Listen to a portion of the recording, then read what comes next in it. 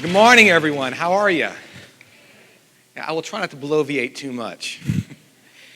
So, I do have the kind of job that actually stops chit-chat at a cocktail party in its tracks.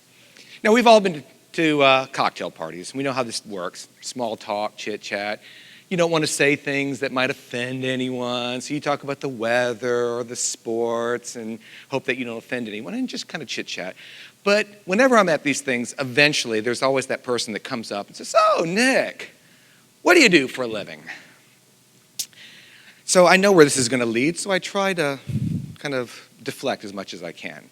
I say, "Oh, I'm a college professor. I teach at a university." "Oh, that's great, great. What university?"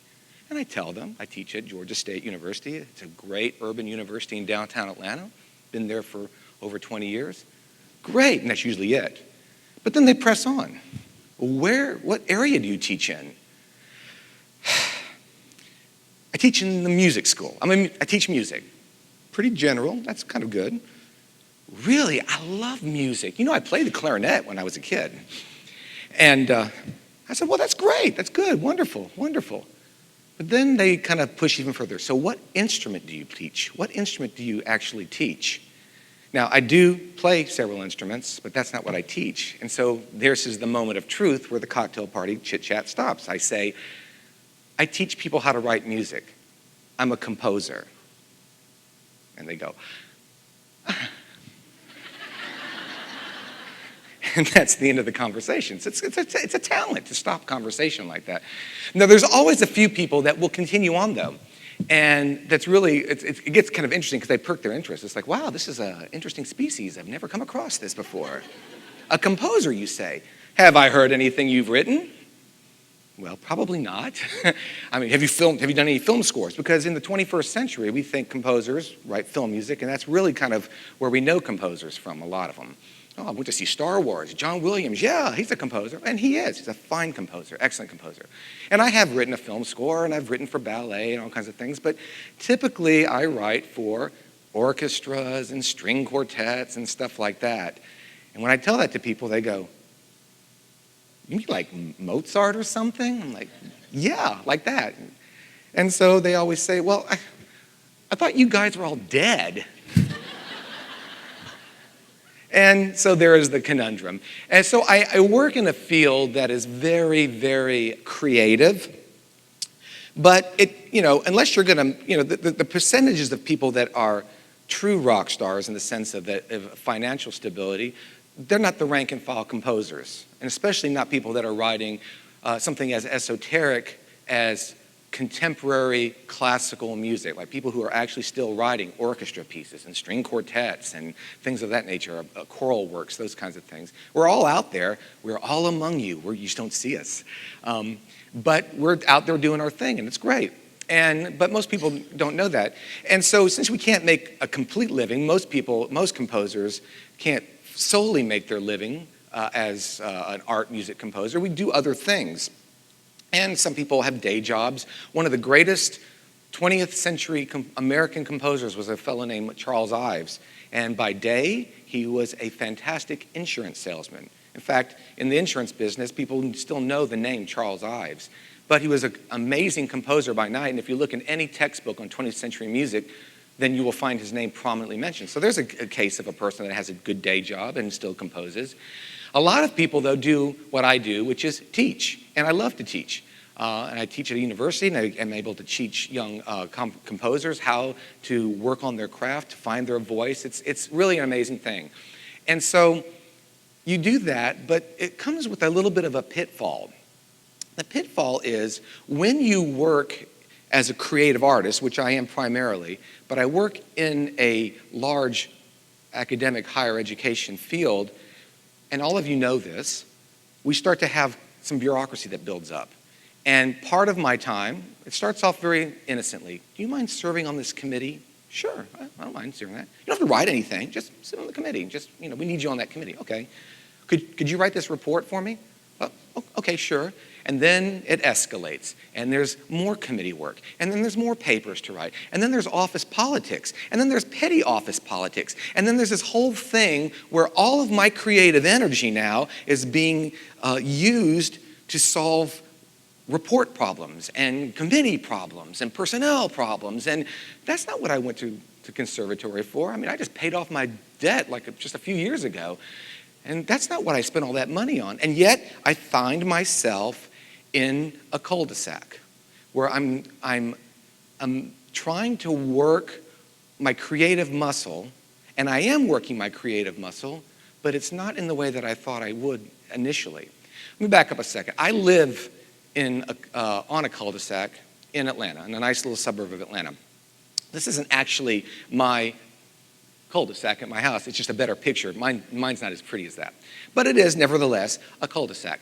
And I like cul-de-sacs because, dead ends, it's just not a very elegant way to end a street. It just stops. A cul-de-sac loops around. It's aesthetically more pleasing. And they're very nice. And of course, when you have small kids, as I did when I first moved into my house, cul-de-sac is safe. You don't have to worry about traffic too much. And so it was an ideal neighborhood.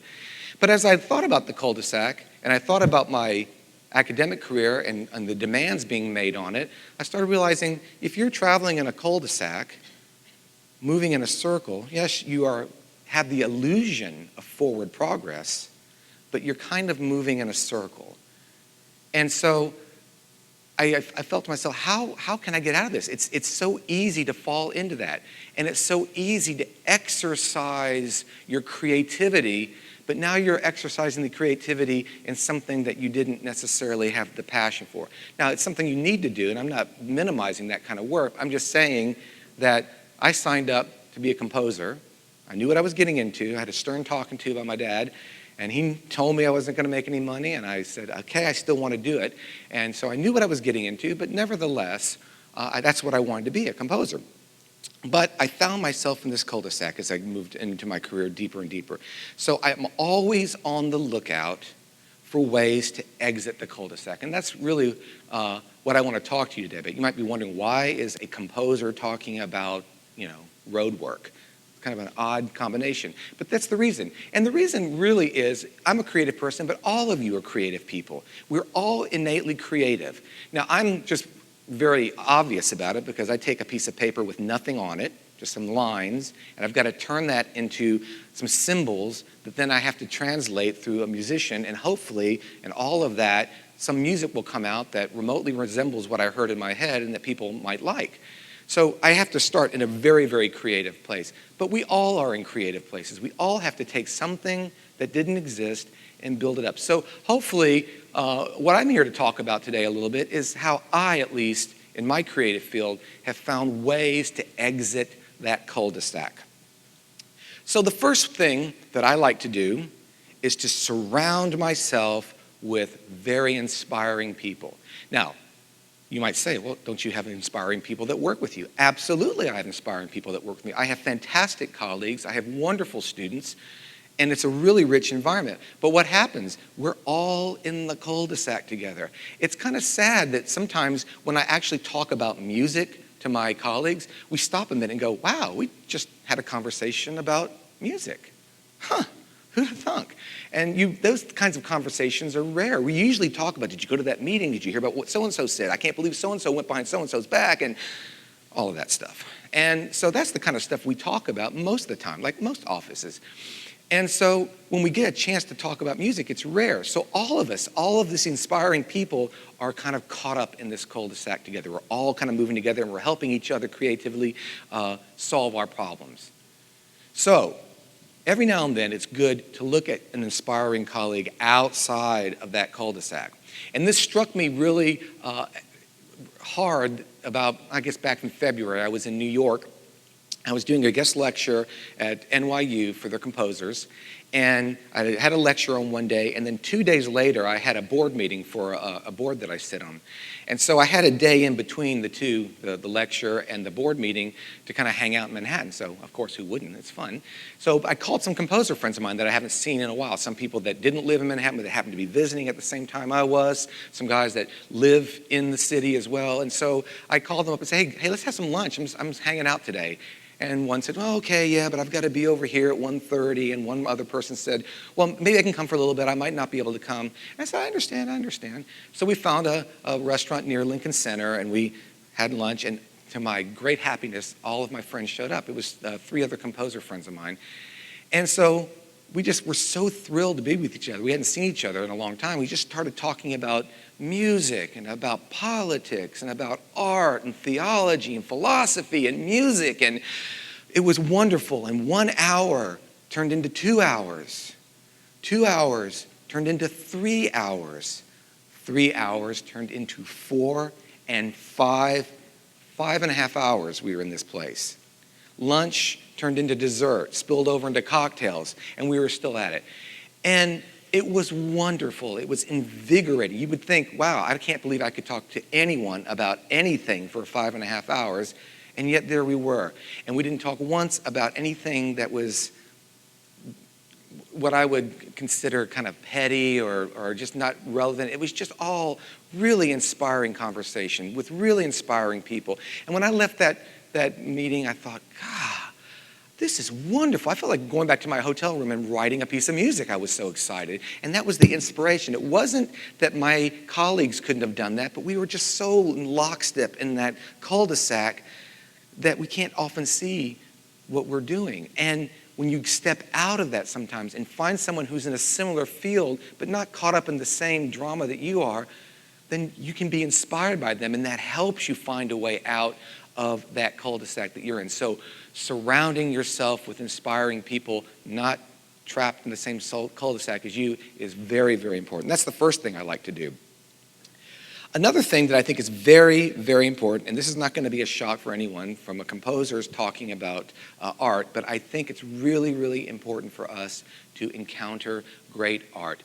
That same day that I had that epic 5.5-hour lunch with my friends, there was a concert up in the Miller Theater in Columbia University. And a very, very famous composer in our field, Augusta Reed Thomas, was having her works played on a portrait concert there, and they brought in 2 really, really famous ensembles, high-end professional music ensembles to play this exquisite music. But, you know, I'd been out all day, and it was February, and it was a snowstorm in Manhattan. It was, like, cold, and, you know, I just was tired, and I still wanted to go back and write that piece because I was so inspired. But I thought, no, I should make myself go to this concert. I should make myself go.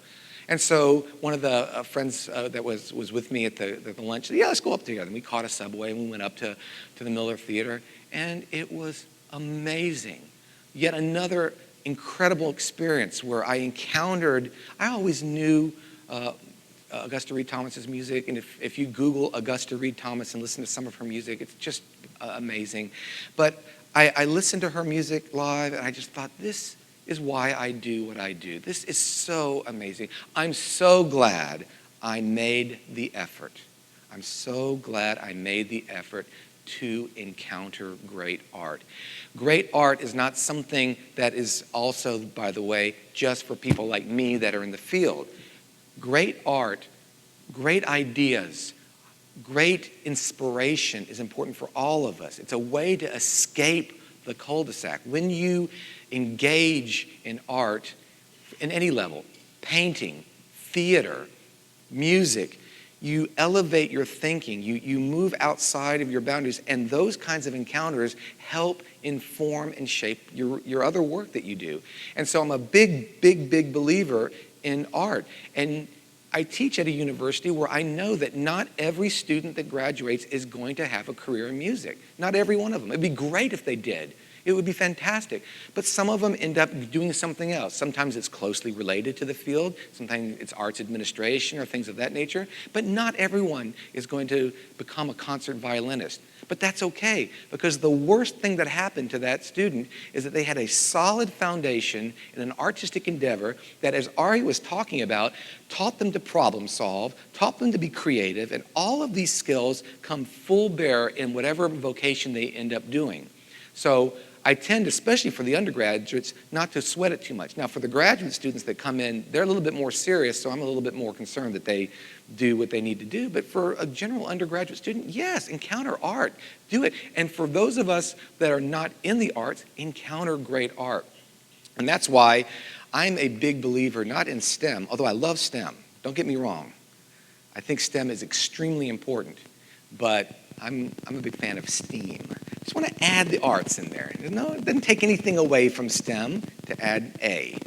And so if you add arts with your science and technology and engineering and math, a lot of those STEM words belong in music and belong in art, sense of proportion in drawing, sense of time acuity in music, all of these kinds of things that you have to solve and problem solve and encounter and inspire. That's why I loved the day that Steve Jobs stood on the stage at one of his keynotes and said, our company stands right at the intersection of technology and liberal arts. And I thought, there's an idea. Get inspired by something and then apply it to the technology that you're working on. Be inspired. I always tell my composers they have to have an aural imagination. You have to have an imagination to be able to do any kind of writing. If I was a creative writer, an English professor, I would say the same thing. You can't just write in a vacuum. You have to have some sort of experience. You have to have some sort of imagination. Where do you get that imagination? How can you fill up that reservoir of imagination? The only way you can do that is to go out and encounter art. See a film. See a great painting or statue, encounter a great piece of theater, listen to an amazing piece of music. These are the kinds of things that will filter in and fill up your imagination. And even if you're coding, you could say, I want to write something elegant, like Mozart, because I was inspired by that. I want to write something incredibly dramatic, like a Jackson Pollock painting. I want to write something really, really witty, like a Neil Simon play that I saw. How can I do that if I haven't seen any of those things? How can I apply inspiration if art is not fueling that? So I think it's really important that we introduce the A in STEM and make it STEAM for our education. Of course, you're going to expect me to say that, but I'll throw it out there anyway. The third thing, surround yourself with great people, inspiring people, encounter great art. Now, this is kind of a no-brainer. Just work. Well, duh, just work. But that was my whole problem. I'm working all the time, and I'm working on reports, and I'm working on all the things that I have to do, and so working's not doing it for me. And students come up to me all the time in their composition lessons. They'll come in and they'll go, oh, Dr. Demos, I couldn't get a lot done this week. I was so busy with my work. I had to do this work, and I had a paper for so-and-so, and then, you know, my cat threw up, and my car is like, you know, all the stuff that you hear as a professor. And I say, that's fine, but you're confusing two things. You're confusing your obligations with your work. Obligations are very important. I take them very seriously. I have to write these reports. I have to attend these committee meetings. They are essential for the functioning of my unit in my area. But that's not my work. There's a difference. I want to get through my obligations as efficiently and as well as I can so I can get back to my work. That's a mindset. If I let my obligations become my work and my work become the thing that I do when I have time for it, I'm never going to have time for it.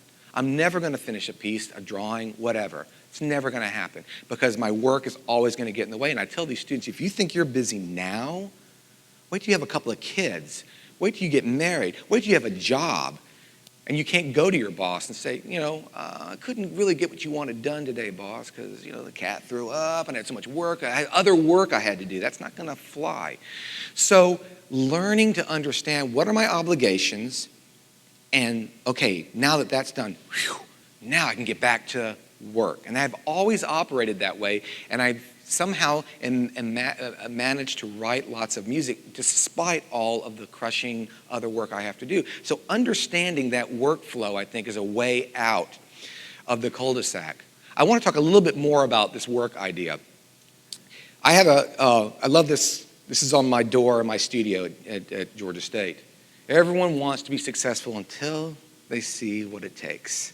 And you notice the right foot, bloodied, but that's what it takes. That's the kind of commitment that it takes to be successful. So when you start thinking about your work, a thing that I tell all of my students, and I tell people all the time, is that you have to be very, very serious about this. Now, two things happened about back to back again this summer that got me thinking about work and how to get out of the cul-de-sac and what it all means. One of them was this summer I went on college tours, a few colleges with my daughter. My daughter is going to be in the arts as well. She's looking towards a musical theater career. So, of course, my wife and I are looking to my son, who's at the University of South Carolina, business major. Thank God, someone can make some money in this family. I'm just looking at him and said, dude, you're just my last hope. I mean, you know. So we're going to all these different schools, and they're all saying the same thing about the entrance and the rigor of what their programs are, and it got me thinking about the same things that I tell my students. And another thing happened that got me thinking about this, unrelated.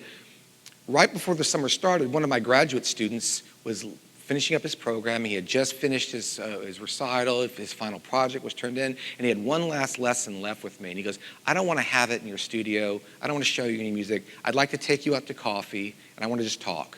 I said, sure, if you're buying, that sounds good to me.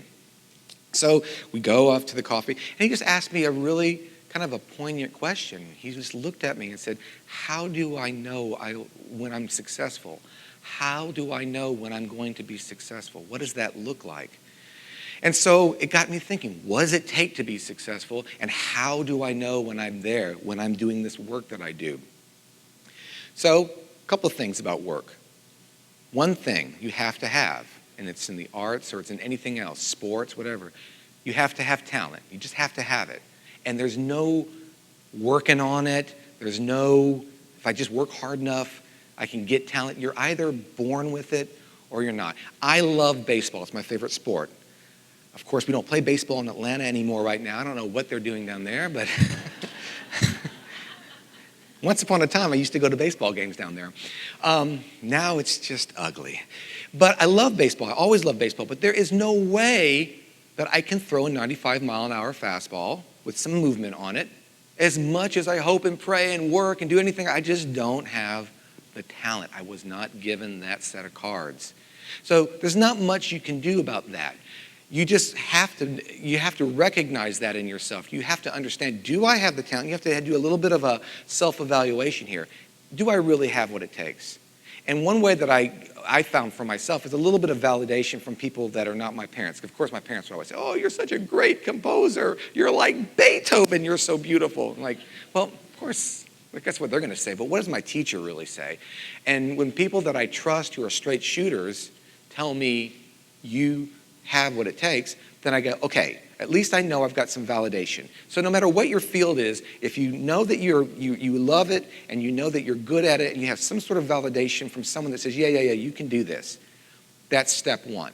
Okay, but that's not enough. There are so many people with talent that never go anywhere because they don't have a certain kind of a drive to them. And that's where this phrase comes in. You know, we're often told to tell students, do what you love. Do what you love to do. You know, find something that you're passionate about and love and do it. And that's kind of true, but I will tell you that there's plenty of times that I have no joy and no love writing music. I will sit in front of a piece of blank paper and I've got a commission and I've got my pencil and I've got my coffee and I'm sitting there and it is not a joyful experience. I'm not experiencing happiness at that moment. In fact, I hate it. I hate starting a piece. I just can't stand it. I want to run and watch Netflix all day. Or I want to go out and do whatever I can do, but there it is. But something inside me says, well, I can't not do this. And that's different than I want to do this. Of course I want to do this, but it's a deeper state of mind to be, I can't not do this. And that's how I felt about my vocation. When I was in high school, I remember sitting at the piano, and there was two paths before me. One was a career as a composer. And then there was another path that had nothing to do with music at all. It was just a completely different field that I was really interested in. And I remember sitting and it was like this kind of existential moment in my life. I'll never forget it. I was just sitting at the piano. I stopped playing and I just sat there.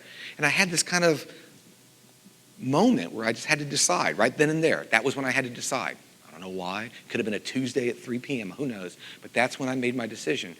And the reason I made my decision is because I sat there and I said, okay, now if I do this other thing, I can do that, and I can still compose at night. And then if I do this, I can work on the weekends and I can still get the composition in. And everything I was talking about in my own mind was how I can still do what I wanted to do if I did this other thing.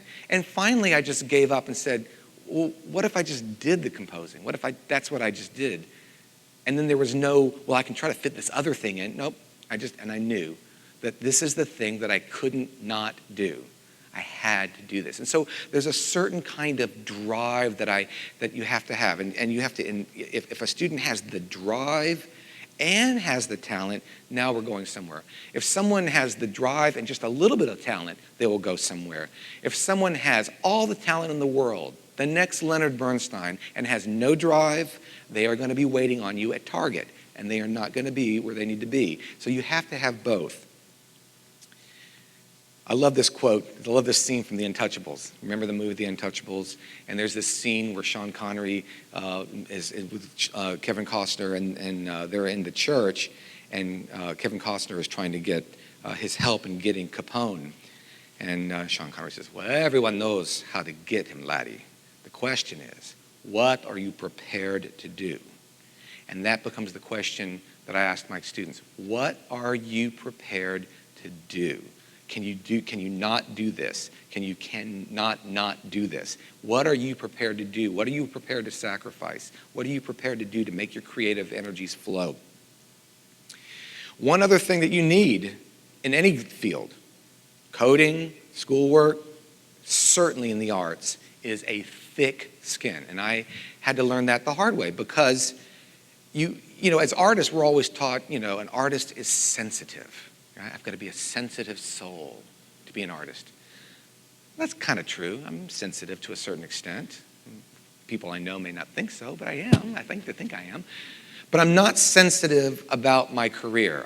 I don't take things to heart too much because I'm in a career that has a certain sense of subjectivity to it.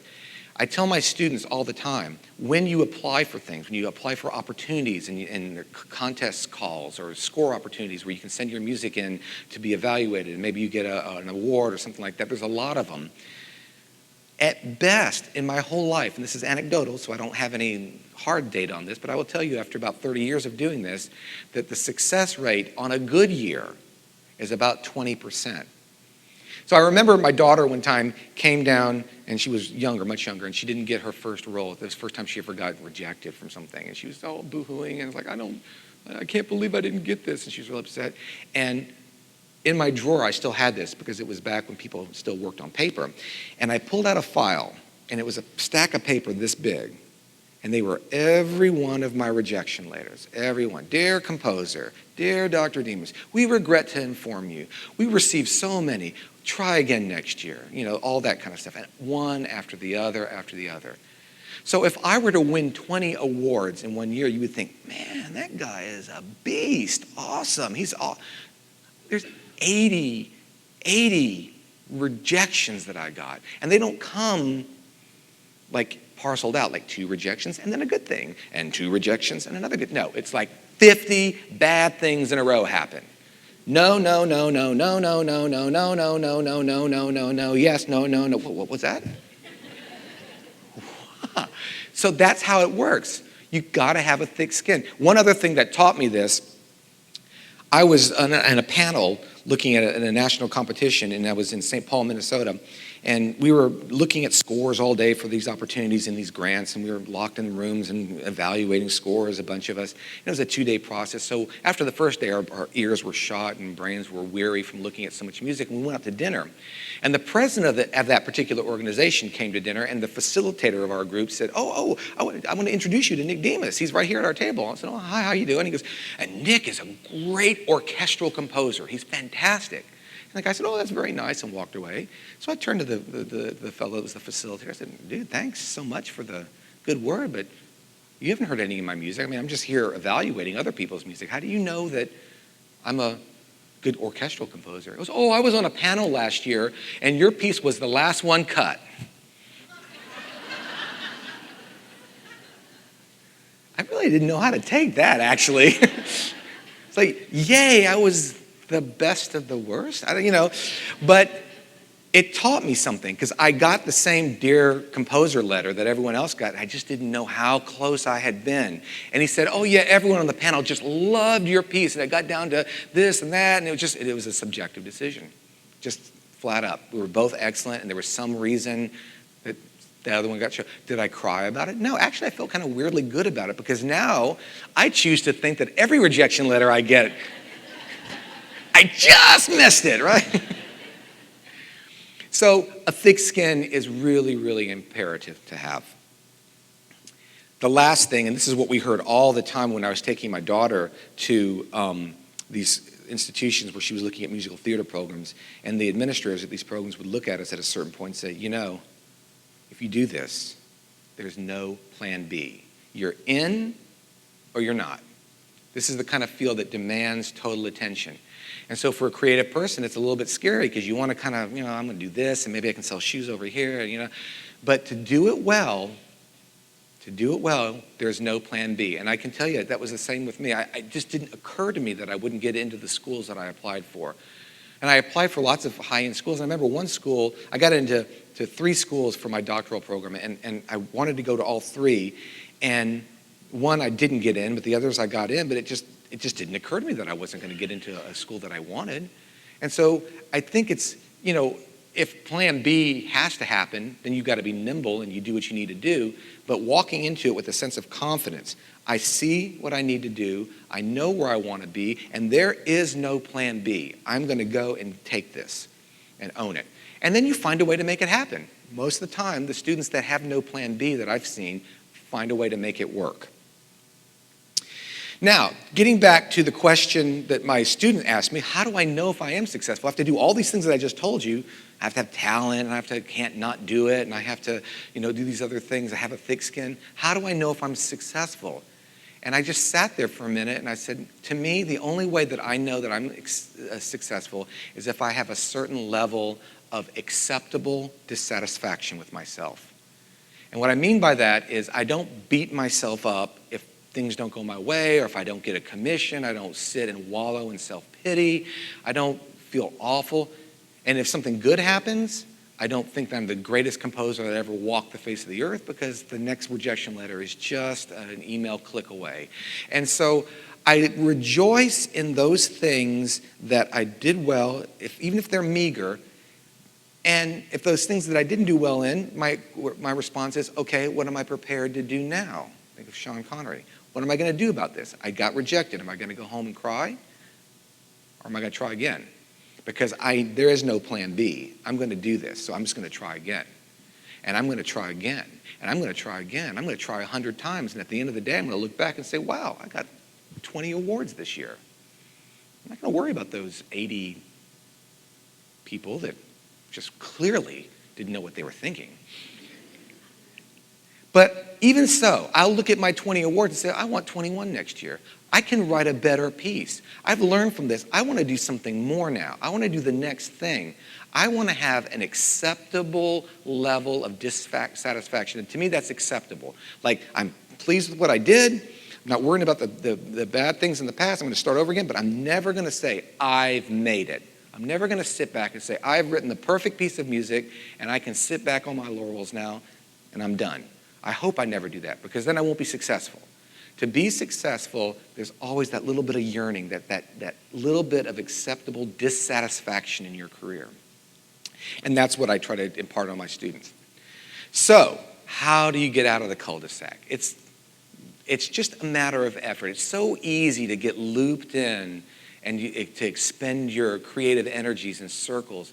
But if you find inspiring people and you're surrounded by great art and ideas and inspiration, and you understand what your work is. You just do your work. You understand that obligations are different than your real work. And you understand what it takes to be successful. And you achieve a certain level of acceptable dissatisfaction, you will find yourself being joyful, fulfilled, and always having a sense of personal growth. And that, to me, is always a road going somewhere. So I hope that this is somewhat helpful to you, and I appreciate your time today, and I hope you have a great conference.